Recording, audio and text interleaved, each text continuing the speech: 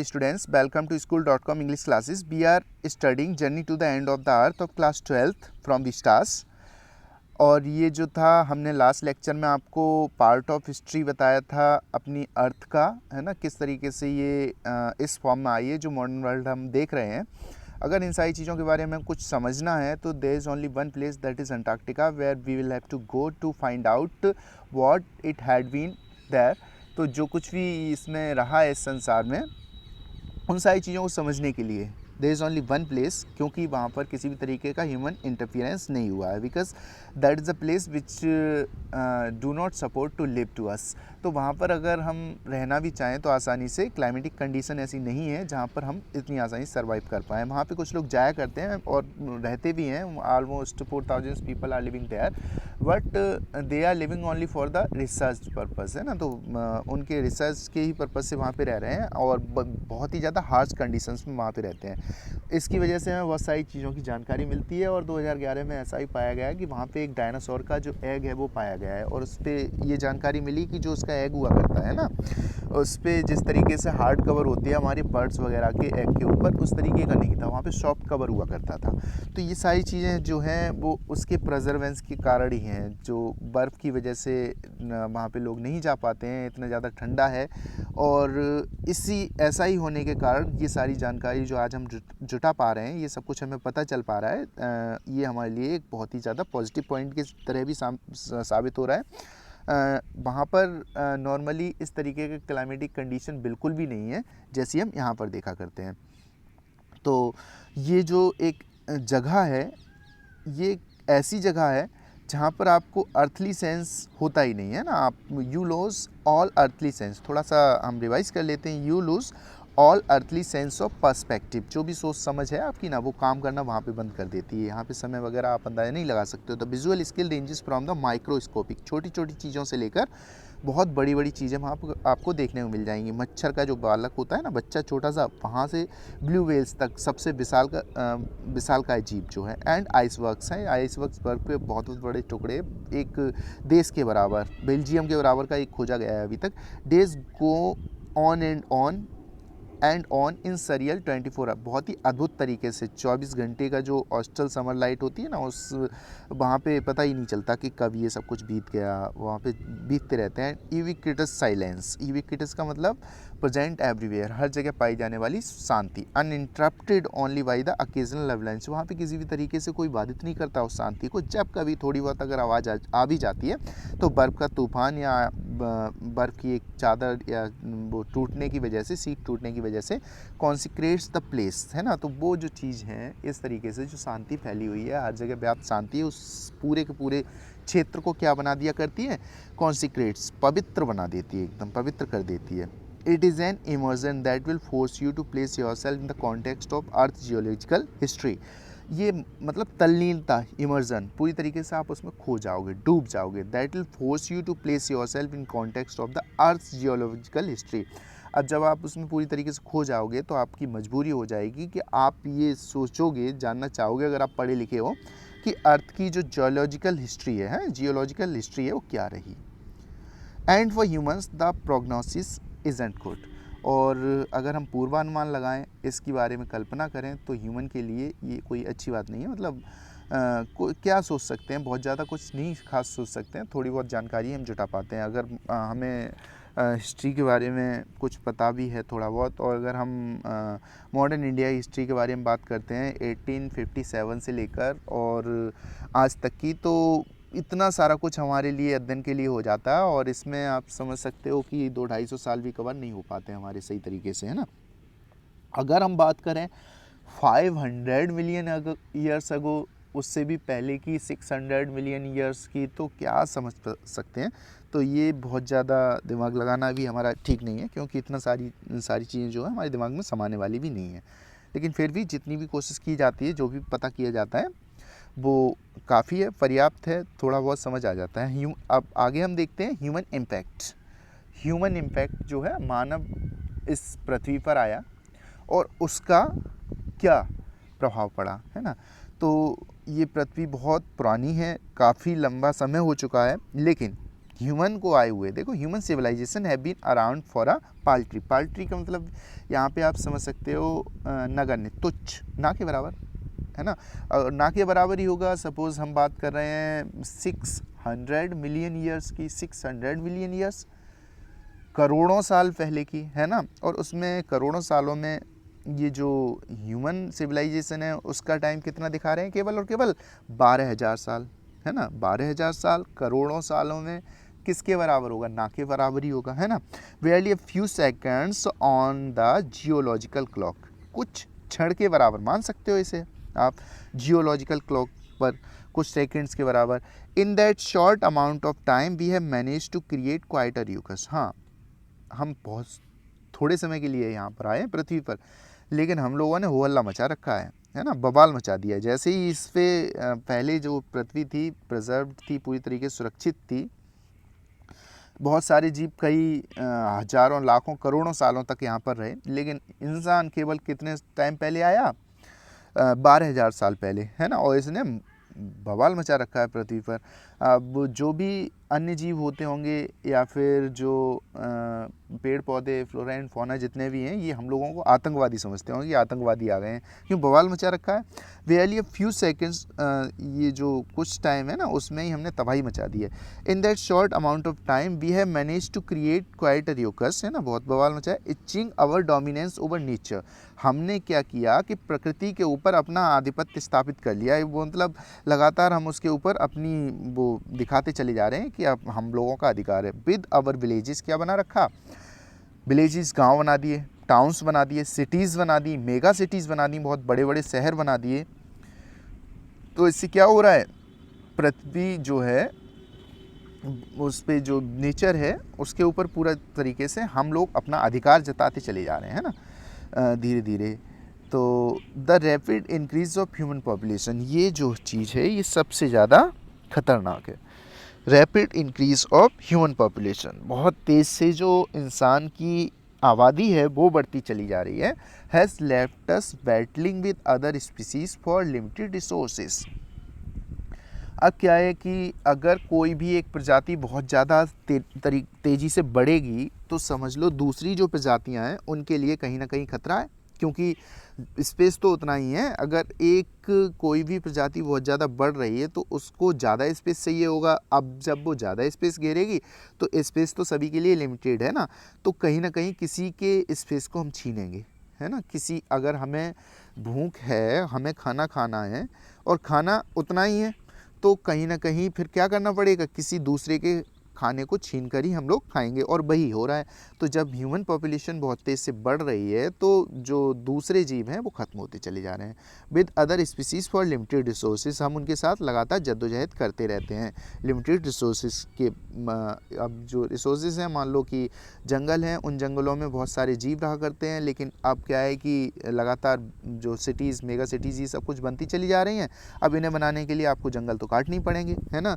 और जंगलों को काट रहे हैं तो उसमें जो रहने वाले जीव हैं वो धीरे धीरे खत्म होते चले जा रहे हैं। And the unmitigated burning of fossil fuels, और क्या हो रहा है, रिसोर्सेज हैं वो तो लिमिटेड है हमारे लिए, लेकिन हम उनका जो उपयोग है, उपभोग है, वो कम नहीं कर रहे हैं, वो अनमिटिगेटेड है लगातार। कम, मिटिगेट का मतलब कम करना होता है, अनमिटिगेटेड है बर्निंग, है ना, लगातार हम जलाते जा रहे हैं। फॉसिल फ्यूल्स आपको बता दी हैं, ज़मीन में से निकाले जाने वाले ईंधन हुआ करते हैं। Has now created a blanket of carbon dioxide, ये क्या बना दिया, बहुत ज़्यादा जब जलाओगे तो कार्बन तो होता ही है उसमें, तो कार्बन डाइऑक्साइड की एक ब्लैंकेट, पूरी चादर बन गई around the world, which is slowly but surely increasing the average global temperature.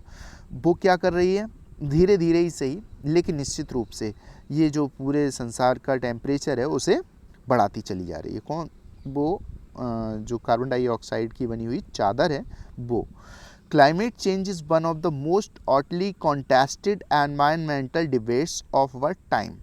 तो क्लाइमेट चेंज पर आपने देखा होगा टेलीविज़न पे, न्यूज़पेपर में, हर जगह सबसे ज़्यादा अगर डिबेट्स चला करती हैं तो इसी चीज़ पर चला करती हैं, क्लाइमेट चेंज पर, है ना। कॉन्टेस्ट एनवायरमेंटल डिबेट्स हुआ करती हैं। हमारे समय की सबसे बड़ा मुद्दा जो है वो क्लाइमेट चेंज है। Will the West Antarctica ice sheet melt entirely. अब इस चीज़ के बारे में बहुत ज़्यादा डिस्कशन किया जाता है कि जो वेस्ट अंटार्कटिका है उसकी जो आइस शीट है वो पूरी तरीके से पिघल जाएगी, पूरी ख़त्म हो जाएगी। Will the Gulf Stream ocean current be disrupted, तो गल्फ स्ट्रीम में जो ओशियन करेंट है ना, जो ओशियन करेंट जलधाराएं होती हैं ना ओशियन में बहने वाली, वो भी बाधित कर दी जाएंगी। Will it be the end of the world as we know it, क्या फिर यहाँ से इस संसार का अंत हो जाएगा? मे बी, हो सकता है, शायद हो भी जाए। अब जिस तरीके से जिस राह पर हम लोग चल रहे हैं उससे तो ऐसा लगता है कि जैसे स्टीफन हॉकिंग्स ही बता के ये चले गए हैं। Stephen Hawkings the greatest scientist in modern world, अब तो खैर नहीं रहे हैं, तो उन्होंने भी बताया कि इंसान का जो अस्तित्व है वो 1000 साल में ख़त्म हो जाएगा, पूरी तरीके से वो सब कुछ ख़त्म करने वाला है। तो सोचो, ओनली 12,000 ईयर्स और वन मोर, 1000 साल और, बस इतने में। जबकि जो अदर स्पीसीज़ रहे वो कितने करोड़ों साल तक जीवित रहे, है ना, बहुत लंबे टाइम तक रहे, और उसके बाद वो एक नेचुरल कैलामिटी हुई और उसकी वजह से वो ख़त्म हो गए। हम भी एक नेचुरल कैलामिटी क्रिएट कर रहे हैं, है ना, ये होगी नहीं, शायद हो भी सकता है कि ऊपर से इस तरीके का एस्टेरॉयड और भी आके एक टकरा जाए, लेकिन हम तो खुद ही क्रिएट कर रहे हैं ये नेचुरल कैलामिटी, और इसकी वजह से क्या है कि ह्यूमन का जो एग्जिस्टेंस है वो पूरी तरीके से खतरे में आ चुका है। और इसे बचाने के लिए, क्लाइमेटिक कंडीशंस को प्रिजर्व करने के लिए बहुत सारे अभियान चलाए जा रहे हैं, लेकिन those are not enough as you are watching.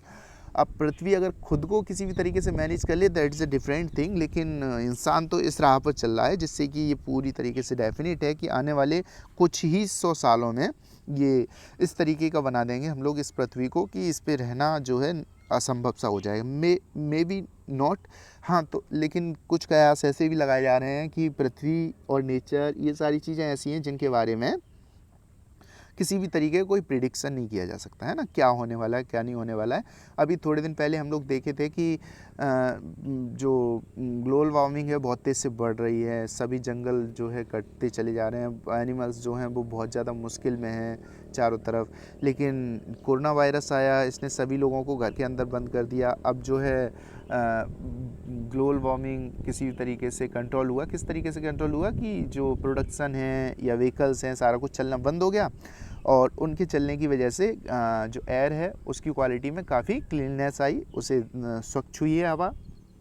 तो ये सारी चीज़ें धीरे धीरे कंट्रोल भी हो गई हैं।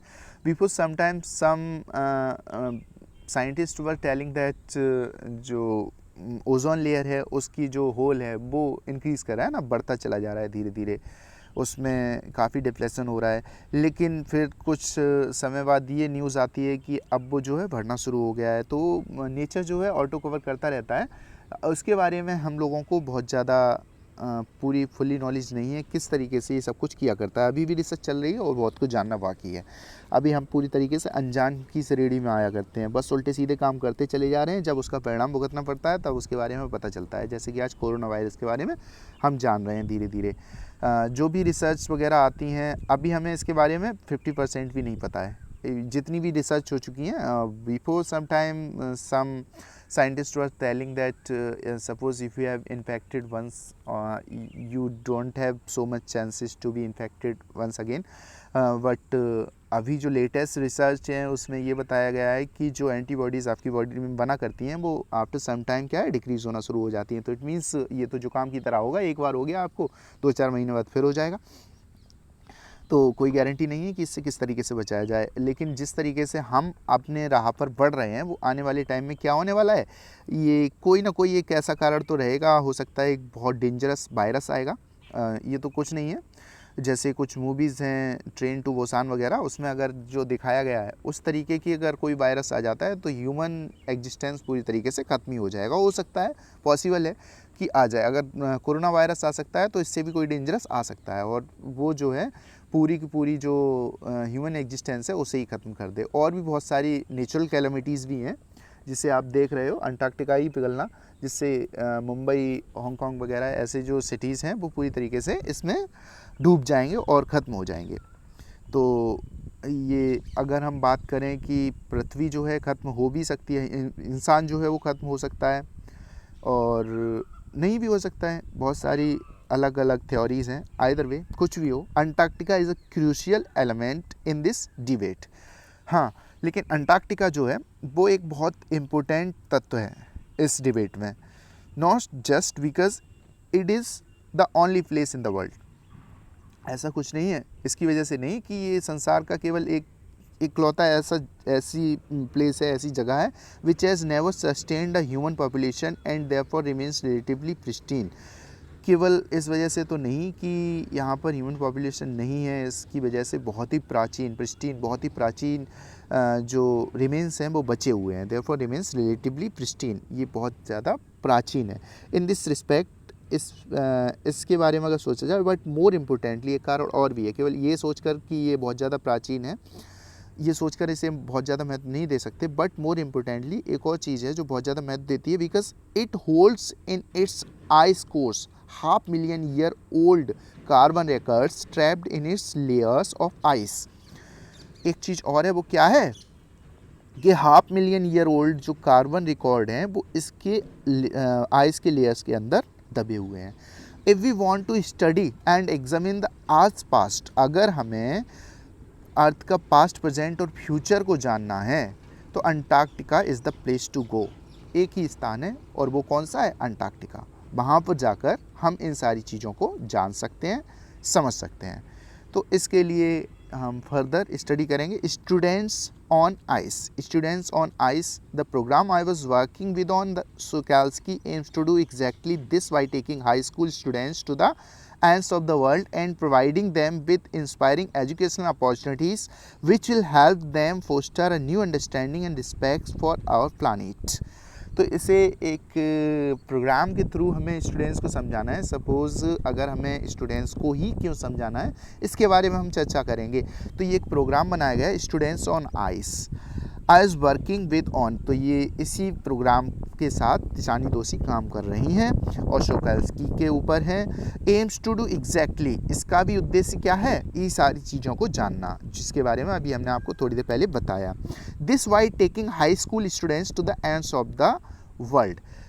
तो इस प्रोग्राम के थ्रू उन हाई स्कूल स्टूडेंट्स को एंड ऑफ द वर्ल्ड पे लेकर जाना है and providing them with inspiring educational opportunities, और वहाँ ले जाकर उन्हें क्या है? इंस्पायरिंग एजुकेशनल अपॉर्चुनिटीज़ प्रदान करनी है, प्रेरणादायक शैक्षिक अवसर, which will help them foster a new understanding. अगर वो प्रेरणादायक शैक्षिक अवसर प्राप्त करेंगे, जिससे क्या होगा? उनके अंदर एक नई समझ का विकास होगा, है ना, नई समझ विकसित करेंगे। एंड रिस्पेक्ट फॉर प्लानेट, और साथ ही क्या होगा? इस प्लानेट जो अर्थ है उसके प्रति उनका सम्मान भी बढ़ेगा। It's been in operation for 6 years now. ये चीज़ जो है, ये ऑपरेशन चल रहा है एक तरीके से, और इसे लगभग 6 साल हो चुके हैं। Headed by Canadian job green. ये किसके द्वारा शुरुआत किया गया है? कनेडियन एक हैं जिनका नाम है Job Green, who got tired of carting celebrities and retired rich. तो ये जो है जॉब ग्रीन पहले क्या किया करते थे? जो सेलिब्रिटीज़ हैं, महान बड़ी हस्तियां होती हैं, उन्हें ये वहाँ पर ले जाया करते थे अंटार्कटिका पे घुमाने के लिए। लेकिन फिर इन्होंने उनको घुमाना बंद कर दिया, और ये जो हुआ करते थे बड़े बड़े लोग, क्यूरियोसिटी सीकर्स हुआ करते थे, है ना, curiosity seekers who could only give back in a limited way.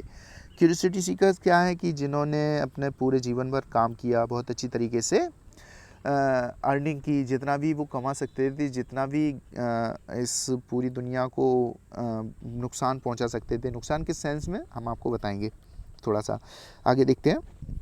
बहुत सारा कुछ इन्होंने कमाया, पैसा पैदा किया, अपना पूरा जीवन अच्छी तरीके से मेहनत करते हुए बिता दिया, और बाद में अब रिटायर हो गए हैं अपने वर्क से, तो कुछ नहीं, उत्सुकता बस वहाँ पर घूमने के लिए जाया करते हैं, आराम से एंजॉय किया करते हैं। तो लेकिन ये जब वहाँ पे जाया करते हैं तो ये गिव बैक, गिव देखना आप, इन अ लिमिटेड वे, ये जो है प्रोवाइड किया करते हैं नेचर को, वो एक लिमिटेड वे में ही प्रोवाइड कर सकते हैं, क्योंकि इन्होंने अपना पूरा जीवन जी लिया है ना, तो थोड़ा सा बचा हुआ पार्ट है, उसे एंजॉय करने के लिए वहाँ पे जा रहे हैं।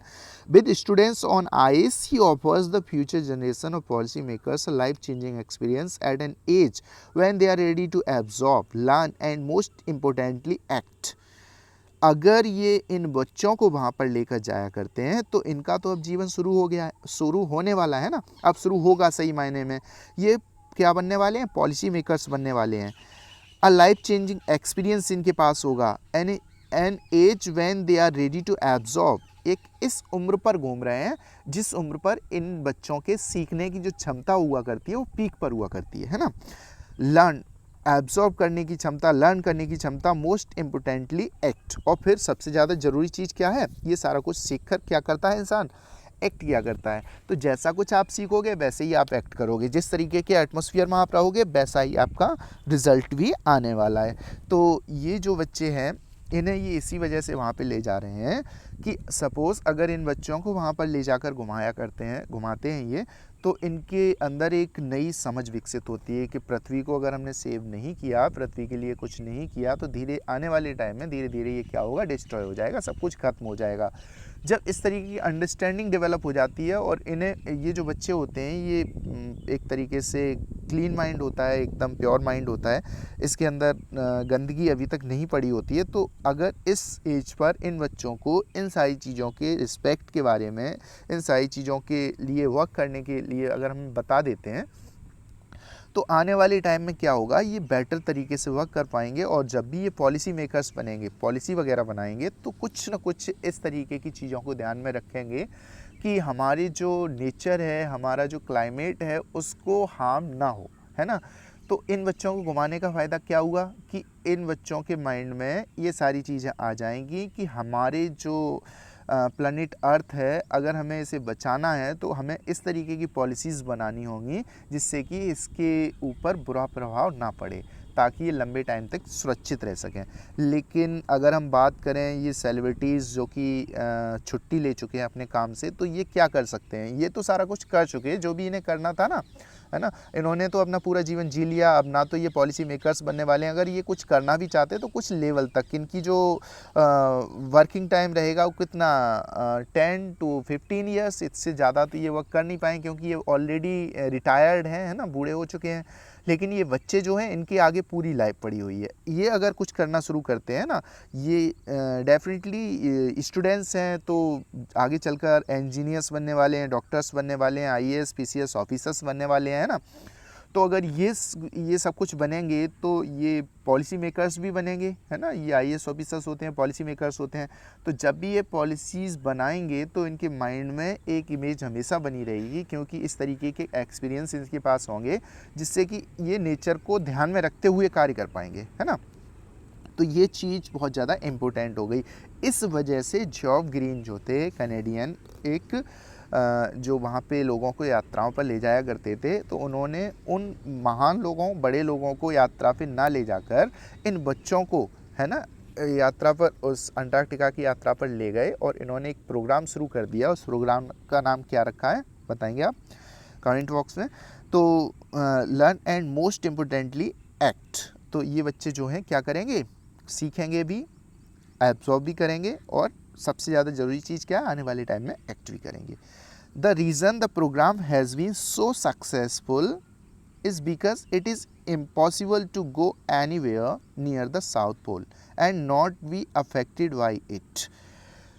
तो इस प्रोग्राम के पीछे जो रीज़न था, हैज़ बीन सो सक्सेसफुल, वो इतना ज़्यादा सक्सेसफुल रहा। The reason the program has been so successful is because, इतना सक्सेसफुल क्यों रहा, उसके पीछे एक कारण है, क्योंकि it is impossible to go anywhere near the South पोल।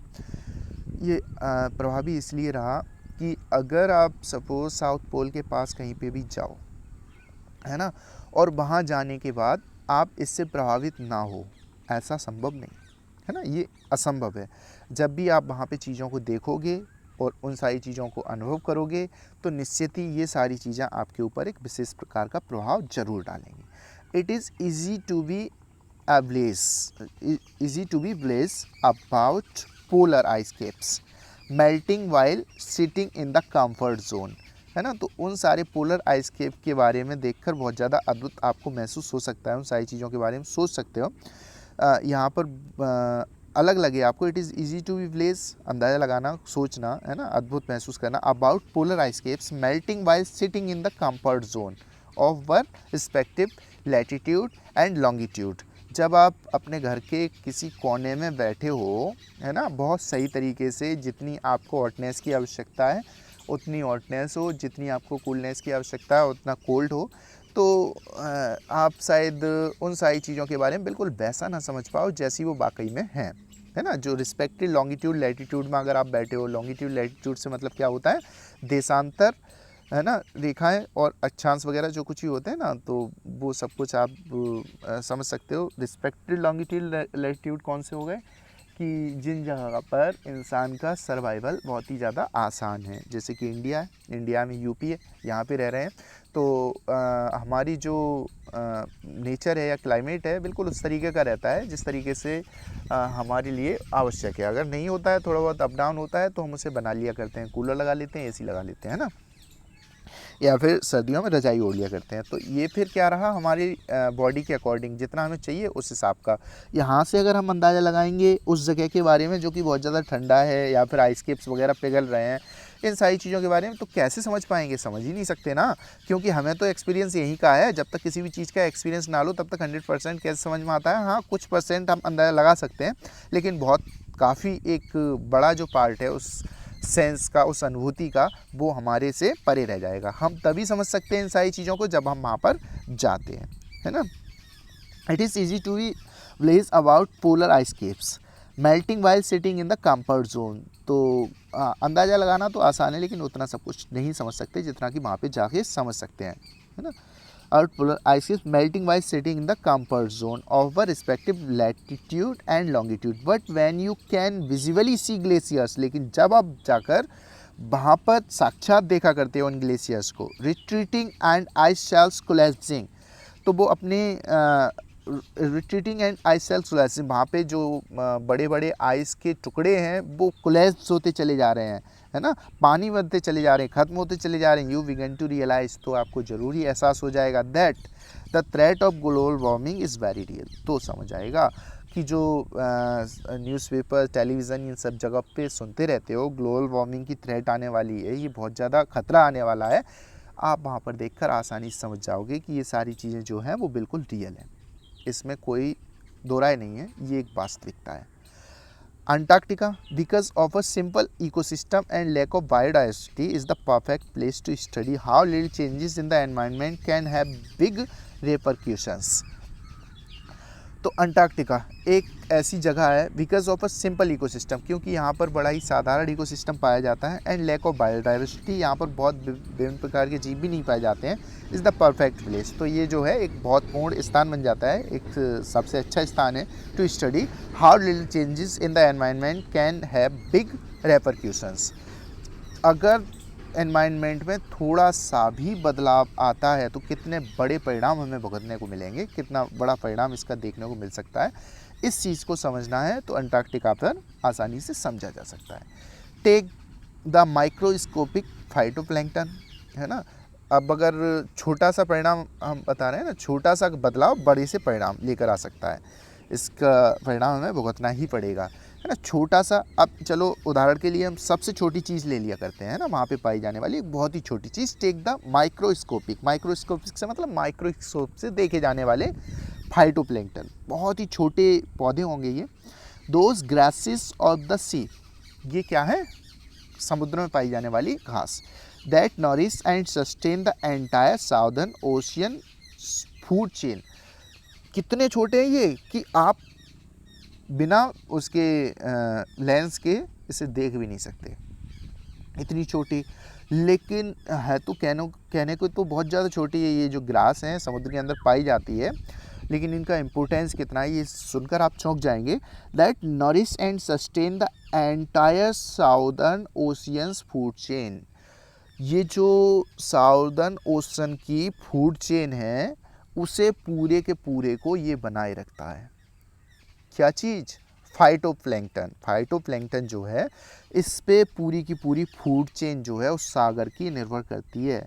किस तरीके से, These single-celled plants use the sun's energy to assimilate carbon and synthesize organic compounds in the wondrous and most important of process called photosynthesis. ये photosynthesis की प्रक्रिया किया करते हैं। These single-celled plants होते हैं ना, यूज़ द सन्स एनर्जी, सूरज की रोशनी को ये खींचा करते हैं ना, जो कुछ भी है सूरज की वजह से इस पूरी दुनिया में, टू एसिमिलेट कार्बन, और अपने अंदर क्या धारण कर लिया करते हैं, carbon, and synthesize organic compounds, और क्या एकत्रित करते हैं ये, सिंथेसाइज, संयोग करते हैं ये ऑर्गेनिक कंपाउंड्स का, in the wondrous and most in that wondrous, ये जो प्रक्रिया होती है बड़ी आश्चर्यजनक होती है।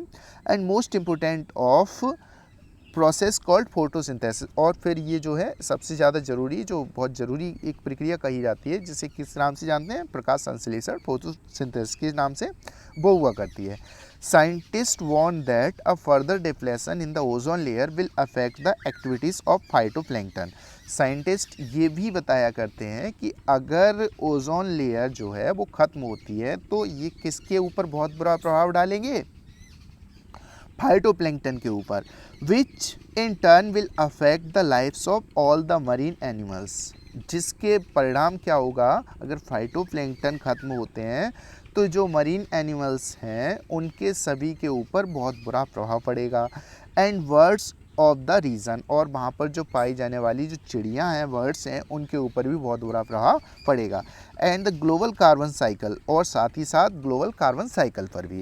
इन the parable of the phytoplankton there is a great metaphor for existence. इस तरीके से ये जो कथानक है फाइटोप्लैंक्टन का, ये एक लाक्षणिक रूप से अस्तित्व दिखाया करता है। वो वहाँ के जीव जो हैं वो एक बहुत प्रभावी ढंग से क्या है, एक रहने का जरिया है उन सारे के सारे जीवों का। Take care of the small things, अब किस तरीके से, ये शायद आप नहीं समझ पाए होंगे, एक बार हम समझाते हैं आपको कि ये जो फाइटोप्लैंक्टन है वो किस तरीके से वहाँ सर्वाइवल का जरिया बने हुए हैं। अब देखो, हम सारे जितने भी जीव हैं उन्हें किसी न किसी फॉर्म में एनर्जी चाहिए होती है ना, सर्वाइव करने के लिए एनर्जी की आवश्यकता होती है। अब एनर्जी जो है मोस्ट ऑफ द टाइम कहाँ से मिला करती है, हमें सन से मिला करती है, और सन से डायरेक्ट एनर्जी जो एब्जॉर्ब किया करते हैं वो मोस्ट ऑफ द टाइम क्या हुआ करते हैं, पौधे हुआ करते हैं। अब किसी भी फॉर्म में सही, एनर्जी सीधी सीधी सन से ही आ रही है। अब एक चेन है जो फूड चेन, वो कंटिन्यू चला करती है, हम जो है एनर्जी एक से दूसरे के अंदर पास करते चले जाते हैं। कैसे, अगर हम अपने लोकल इकोसिस्टम में देखें, यहाँ पर जहाँ पर भी हम रह रहे हैं वहाँ अगर जो भी जानवर हैं या फिर जो भी जिस भी प्रकार के जीव हैं, उनसे हम किसी न किसी फॉर्म में एनर्जी ले रहे हैं। कैसे ले रहे हैं, थोड़ा सा समझने की कोशिश कीजिएगा। जैसे कि बकरी है, भैंस है, गाय है, ये सारे के सारे जो जीव हैं वो किसे खाया करते हैं, घास खाते हैं, है ना। और घास में या पौधों में जो भी हैं उसमें क्या हुआ करता है, फोटोसिंथेसिस होता है। फोटोसिंथेसिस के थ्रू क्या करते हैं पौधे, अपना भोजन बनाया करते हैं। उस भोजन को कौन खाया करता है, उस फोटोसिंथेसिस के थ्रू भोजन बनाया, भोजन में क्या होती है, एनर्जी। एनर्जी को कंज्यूम क्या करता है, पौधा। पौधे को कंज्यूम कौन किया करता है, जो जानवर हैं, जानवर। उन जानवरों से मिल्क वगैरह हम लिया करते हैं, है ना। तो मिल्क जो होता है, मिल्क जो होता है वो किसकी वजह से होता है, एनर्जी, है ना, एनर्जी दिया करता है हमें। अब एनर्जी जो है हमारी बॉडी को मूव कराने में हेल्प किया करती है। तो उसी तरीके से भी हम देखा करते हैं, जैसे कि वेट है, गेहूं वगैरह है, जितनी भी सीरियल्स वगैरह हैं, दालें वगैरह हैं, ये सब क्या है, इनमें भी फोटोसिंथेसिस हुआ करता है। और फोटोसिंथेसिस जब होता है उसके थ्रू जो भोजन बन के तैयार होता है उसे हम खाया करते हैं, जिसकी वजह से हमारी बॉडी में एनर्जी आ जाया करती है। अब ये जो फाइटोप्लैंक्टन है इसमें भी क्या होता है, ये एक सोर्स है एनर्जी को कंज्यूम करने के, है ना, अपने अंदर एनर्जी को रखने के। तो पानी के अंदर पाए जाने वाले ये पौधे होते हैं, इनके अंदर फोटोसिंथेसिस हुआ करता है। अब क्या है कि ये बहुत बड़ी मात्रा में पाए जाते हैं। जो ब्लू व्हेल्स वगैरह हैं या और भी मछलियां हैं, ये किस तरीके से भोजन किया करती हैं, वहाँ पर जो पानी होता है ना उसे अपने मुंह खोलकर जबड़ों के अंदर ले लिया करती हैं। फिर इनके जबड़ों के अंदर, इनके मुंह के अंदर क्या है कि छन्नियाँ सी लगी होती हैं जो उस पानी को छानती हैं। तो जब वो पानी को अंदर लेती हैं और जब बाहर निकालती हैं तो उसके अंदर जो फाइटोप्लैंक्टन्स होते हैं वो उनकी बॉडी के अंदर रुक जाया करते हैं, है ना।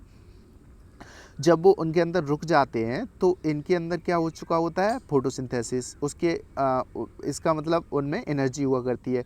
वो एनर्जी इनकी बॉडी को वार्मनेस दिया करती है ना, गर्मी देती है कहीं ना कहीं, और जिसकी वजह से ये वहाँ पर सर्वाइव कर पाते हैं। अब इस तरीके से बहुत सारे जो जीव हैं, छोटी मछलियाँ हैं, वो भी सर्वाइव करती हैं, है ना। छोटी मछलियाँ इस तरीके से सर्वाइव कर जाया करती हैं, उस पानी को लेती हैं, उसके अंदर फाइटोप्लैंक्टन्स होते हैं, उन फाइटोप्लैंक्टन्स की वजह से उनकी बॉडी को एनर्जी मिलती है, वो सर्वाइव करती हैं। अब क्या है, जो बड़ी मछलियाँ उन छोटी मछलियों को खा जाया करती हैं, है ना। उससे भी बड़ी मछलियाँ वो उन मछलियों को खा जाया करती हैं। तो इस तरीके से एक चेन चलती रहती है। अब क्या है, ये जो सील वगैरह देखते हैं आप, सील वो वहाँ पे पाई जाती हैं, वो मछलियों को खाती हैं। ये एक चेन चलती रहती है, कंटिन्यू ये चेन बनी हुई है। और फिर जो पोलर बेयर वगैरह हैं, ये सारा कुछ इनका भोजन तो यही है ना। ये जो वर्ड्स वगैरह पाई जाती हैं उनका भी भोजन यही है। अब सपोज़ कितनी छोटी चीज़ है फाइटोप्लैंक्टन, इसे हम ख़त्म कर दें, है ना, तो एक जो फूड चेन है उसे हमने पूरी तरीके से डिस्ट्रॉय कर दिया। और जो बड़े बड़े जीव हैं ऑटोमेटिक क्या होने शुरू हो जाएंगे, एक्सटिंक्ट होना शुरू हो जाएंगे। उनके एग्जिस्टेंस के लिए किस तरीके से खतरा हो जाएगा। तो ये जो है किसके एग्जाम्पल के थ्रू हम समझ पा रहे हैं, फाइटोप्लैंक्टन के एग्जाम्पल के थ्रू। अभी आपने देखा कि फाइटोप्लैंक्टन ये कितना छोटा सा पौधा जो सिंगल सेल्ड है, कितना इम्पोर्टेंस है इसका, है ना, कितना इम्पोर्टेंट रोल प्ले किया करता है हमारे जो वहाँ का अंटार्कटिका का इकोसिस्टम है उसमें। इस तरीके से इस संसार में जो भी चीज़ें हम देख रहे हैं, इस हर चीज़ का कहीं ना कहीं कोई ना कोई एक बहुत बड़ा रोल हुआ करता है। उस चीज़ को हम सीधे सीधे तब नहीं समझ पाते जब हम उसे डिस्ट्रॉय कर रहे होते हैं, लेकिन तब जब वो पूरी तरीके से डिस्ट्रॉय हो जाता है, ख़त्म हो जाता है, फिर जब उसका बुरा प्रभाव हमारे सामने आता है, उसकी स्टडी की जाती है, तो निकल के आता है कि ये सब कुछ किस वजह से हो रहा है, कैसे हो रहा है। Thank you very much for understanding. अगर आपको समझ नहीं आ रहा है तो एक बार फिर से इस पूरे लेक्चर को देखेंगे। वेरी इंटरेस्टिंग लेक्चर, और ये सारा कुछ समझना आपके लिए बहुत ज़रूरी है। Have a nice day to you.